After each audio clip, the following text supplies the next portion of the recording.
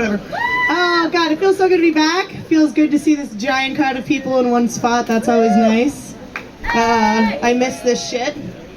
I miss making everybody laugh on a microphone. You know, I just have to yell really loud in the bar, and that's kind of weird. I miss, like, little things, too. Like, little, like, you know, brunch. Like, who loves brunch, right? Everybody loves brunch. Yeah, I love brunch. Oh, so 4 people love brunch here. That's fucking cool. You guys, what the fuck? Let's go. Let's make some noise, you assholes. What the fuck? Yeah. Jesus, my God. I thought you guys all had a sense of humor. Where have you been? Holy shit. Anyways, I love brunch. It combines 2 of my favorite things, food and alcohol. It's one of the only times it's socially acceptable to day drink, and that's always a good time in my book. There are very few occasions. You got brunch, you got sporting events, barbecues, golf. Yes, I did mean to list golf separately from sporting events. It's pretty hard to consider a sport. There's not much athletic ability there, guys. I mean, take a look at the people who golf regularly. Are they jacked? No, they're not. Don't get me wrong, I like golf, I played golf, but again, it's an excuse to day drink. Only that time I get to do it in a tiny little rental car, and that's always fun.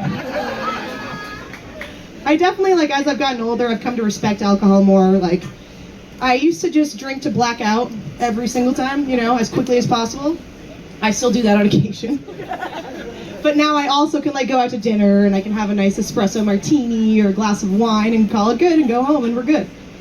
I really like wine because it's got, like, a set of rules, like what you can have it with. Like, red wine goes with beef and pork. White wine goes with chicken and fish. Boxed wine goes with being a broke alcoholic. Hey, Nikki. I deal with a lot of alcoholics in my line of work. Hey, everyone. As you all know, I work here. I also work at Bar 802 in Stratton. It's 2 very different worlds. This is a dive bar. Clearly, it's the best dive bar in the state of motherfucking Vermont.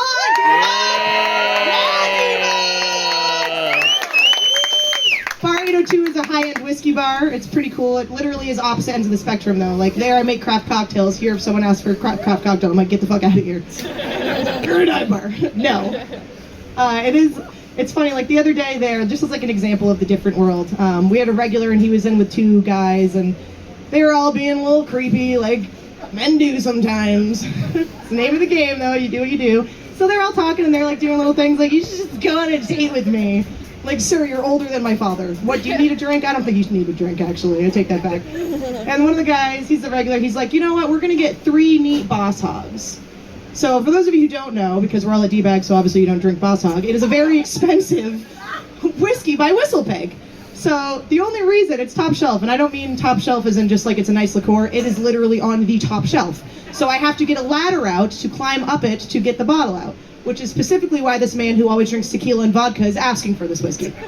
I wonder what your angle is here. So anyway, so I get the ladder out, because guys, this is $50 a shot, and he's getting them neat, that's another $10 each. Let's do quick math here. Yup. And this man, he always tips over 20%, which means I'm still making more than OnlyFans. So I got the bottle, and I got them the shots, and they continue to be perverted until we kick them out. And that's the name of the game. That's how it goes when you bartend and you're a female. And have a nice ass. So, here at D-Bags, the most expensive liquor is $8, which is just cheap enough for me to still be able to tell you to fuck off if you're being a creep.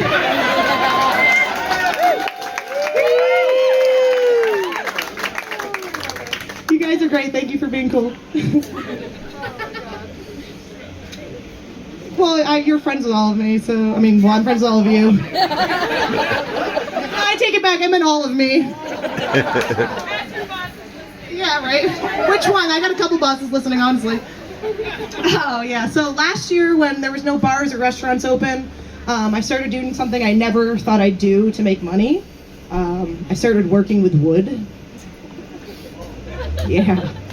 I'm stripping, right. I'm laying, working with dark wood, light wood, hardwood, sometimes softwood, but like not often. I can screw any stud.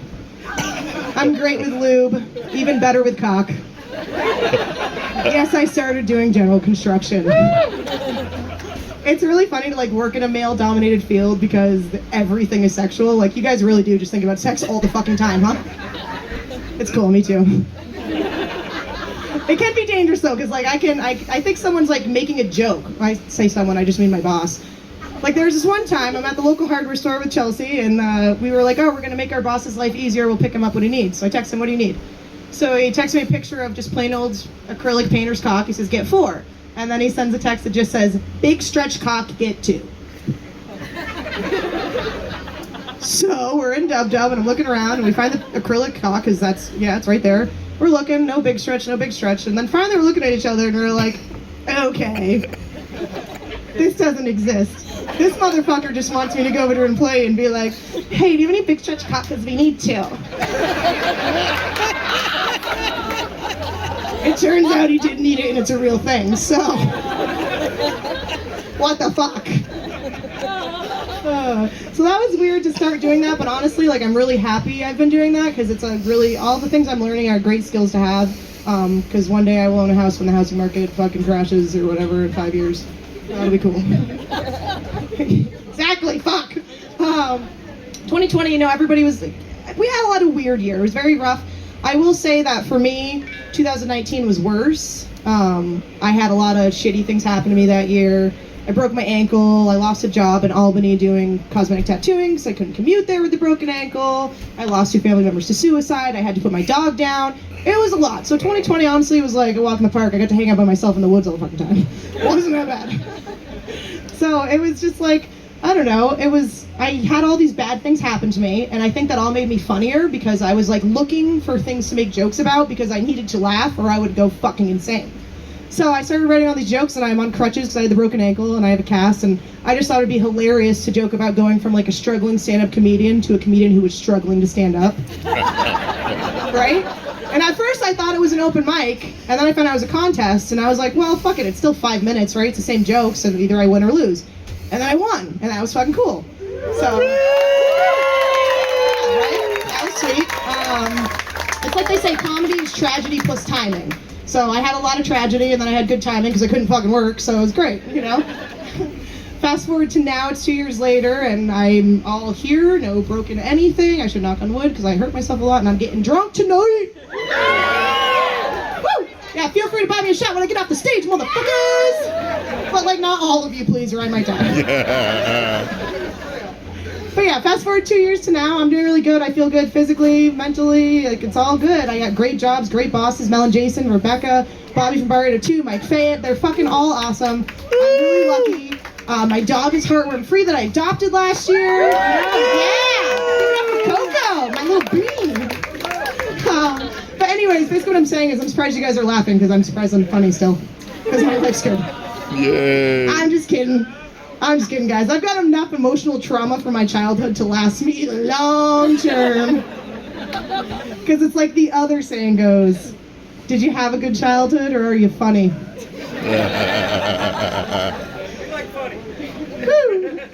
I just turned 30 recently. I'm old! Yeah! So far, it's like my 20s with more back pain, so that's cool. I spent the last 6.5 weeks of my 20s partying like it was the last 6.5 weeks of my fucking 20s in Florida. It was so good to get back, but it was too much fun. It was so much fun, too much fun. I didn't know it was possible, but goddammit, we figured it fucking out. We're still here. It was really nice to get back, but it was also really nice because like I used to live in Florida, so I knew what to expect when I went down there, like as far as like tourist traps and weather and traffic and fucking complete morons everywhere you go. It's like the further south you drive, the dumber people get. I don't get it. Like, does the sun just like fry your brain cells and your driving abilities? It's crazy. Right though? It's absolutely insane. Now that I'm 30, I've kind of like taken a look at my life, you know, because I'm getting older, so I just want to reflect on where I'm at and see what I want to get out of it in the next 5, 10, hopefully 50 years. Knock on wood. And honestly, I feel pretty fucking good about where I'm at. Like, I'm pretty good all around, and I feel financially stable, which is nice because I came from a very poor family. You know, some people are born with a silver spoon. We had a spoon. It was not silver. and we had no food to eat with it anyway. So as I'm getting older, I feel like I'm more scared of losing my parents, not just because like I love them and I'd be lost without them, but because it's going to financially ruin me. Please don't die, I can't afford it.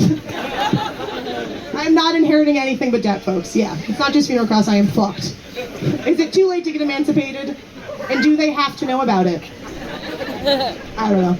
No, luckily my parents were very irresponsible teenagers when they had me, so they're very young, so that's good. So that's like a faraway reality.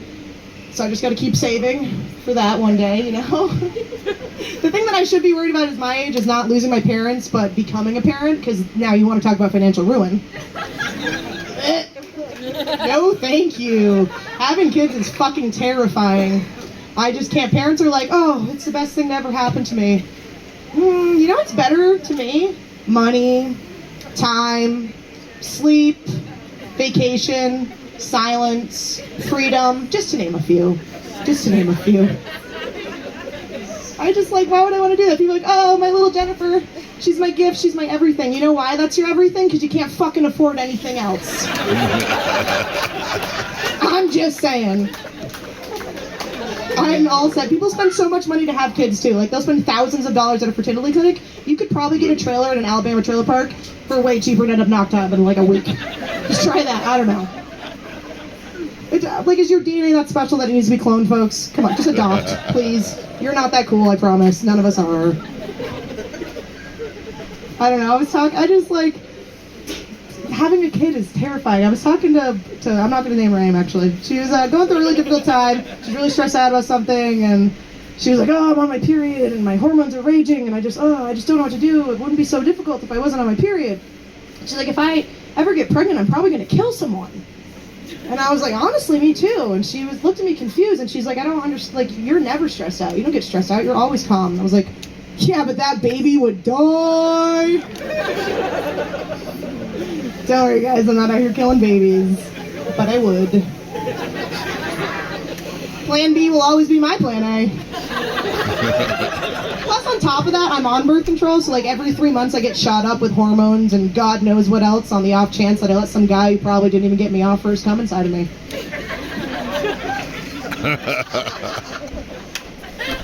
It's just the goddamn truth. I don't know. Maybe part of the reason I'm so against having kids is because I'm against being in a relationship. People are so in love with the idea of being in love. It's kind of crazy to me. I find it's much easier to be by yourself. It's much less stressful. I don't have to like worry about anyone but me and my fucking dog, which is pretty great. My fucking dog. People are like, oh, Romeo and Juliet, the ultimate love story. I'm like, seems pretty typical to me. All my past relationships made me want to die. People are like, oh, there's so many fish in the sea though. Yeah, you know what else the seas are filled with? Trash. Lots of fucking trash, dude. Like, you got two phones, huh, buddy? I'm just too phony. He's gonna watch this on two TVs when he gets home. No, you're on Facebook Live, and I'm saving you on video. Oh, perfect. Facebook Live. I love that. All the people that couldn't fucking show up. Can watch it now, asshole. Say hi to Scotty. Bitches. Oh, Scott. Sorry, Scott. Where the fuck are you, Scott? All right, anyways. Where was I? Back to where I was. I'm against children because they suck. Right. Also, I'm against relationships. So I think a big reason also is probably because I live in this tiny area. Like, this is the entire town right here. And I know all of you, and everybody knows each other, and I know that all of you have already fucked each other. So I'm good. Nah. It's fucking true, guys. You're looking at me like I'm lying. I don't know. I was like, oh, maybe I just need to like meet new people that are from this town. So I tried the Tinder thing. People are like, what's online dating like? I'm like, just picture a little cute raccoon rummaging through the fucking trash. That's what it's like. Every time. I even tried. I really did. I fucking tried. I was like, I'm just gonna, this is weird to talk to you online. Let's just meet up. You can meet me at D-Bags, blah, blah, blah, blah. So this one guy comes up from Long Island. His name's John. Some of you met him. He was really fucking cool. We're just friends. It was awesome. He came to a comedy show. We went rafting. I just talked to him last week. He might come back up. But we never fucked or anything. And I remember people gave me shit. They're like, Adrian, you're not supposed to use Tinder for friends. Fuck you. I'll do what the fuck I want. The next guy shows up, and he was shorter than me. And I was like, all right. I am specifically irked by this because I'm a very honest person. So on my Tinder bio, I said, I'm like a roller coaster because I'm a little bit scary, but a lot of fun, and I have a fucking height requirement. So I get that explicitly. I didn't tell you what the height requirement was, dude, but like it's probably over 5'6". That should be obvious, right? Third guy, he comes up. He shows up and he's tall, and I was like, that's cool, he's got tattoos, we have the same taste in music. I'm like, all right, this is cool, this is fun, awesome. We go to dinner. He has 7 drinks before the appetizers hit the fucking table, and I'm like, all right, well, no judgment here. I'm not looking for a relationship. I'm not going to be your mommy. That's fine. If you're a fucking alcoholic, whatever. As long as it still works. I don't know. Then he starts telling me when the apps come about all the different medications he's on for his quote-unquote head fuckery. Can we get the check? Fuck! And then I'm like, all right, you know what? Again, not looking for a relationship. Maybe this guy is crazy good in bed. I don't know. Nope, after dinner, he says to me, do you want to pursue something in the future together? Now that you've laid it all out there, are those your worst things? Now this is what you're doing? I'm sorry, buddy, but we met on Tinder, not Bumble, okay? This is not the single and ready to mingle app. This is the alone and want a bone app. Fucking get with it. Jesus. I just can't understand doing, like, it's kind of like a catfish. Why are you even on this app, man? Are you guys having a good time? Yeah! That makes me really good. 2 thumbs up from Shane Cole, woo! That means it's good. No, I don't know. Maybe online dating is weird to me too because like for so long in my life, my mom was like, don't talk to strangers on the internet. Don't get on Yahoo Chat or AIM and talk to these men. They're not little boys, I promise. They're lying about their ASL. Mom, they sent me a picture. Yeah, okay, so now we're just like, hey, this is my name, this is my face, this is my approximate location, here's some pictures, you know, you can just like stalk me, it'll be fine. Some people even include like their social media handles. That's, come on, creeps! Figure out everything I do and find me. For guys, worst case scenario, it's like they meet a crazy girl because she fucking double texts you.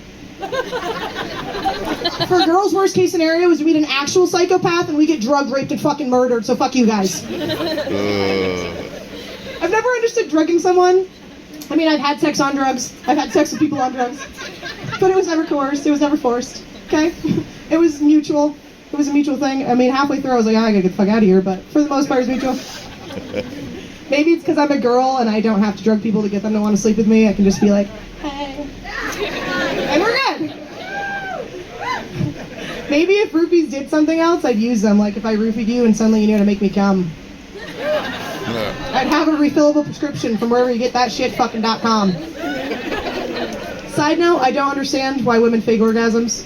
Can we just like make a pact, ladies? Fucking stop doing it. Just stop doing it. Say, this sucks. This sucks, can you do something different? If they say no, there's the fucking door. Goodbye, okay? Guys, if you can't find the little man on the boat and make him ride those motherfucking waves for longer than 20 seconds at a time before your hand cramps up, I've got a little bit of advice. Women are not snacks, we're Happy Meals because we come with toys. Your dick doesn't vibrate, so buy one. Alright guys, I'm not technically the headliner, so I'm going to end it there. If you guys want to come laugh at me again, you're just going to have to get in your fucking car and drive back down here when we do another show. Yeah! Thank you guys so much, this is awesome. This makes me so happy, you guys are fucking great. Here's Mr. Paul Box. Let's give it up for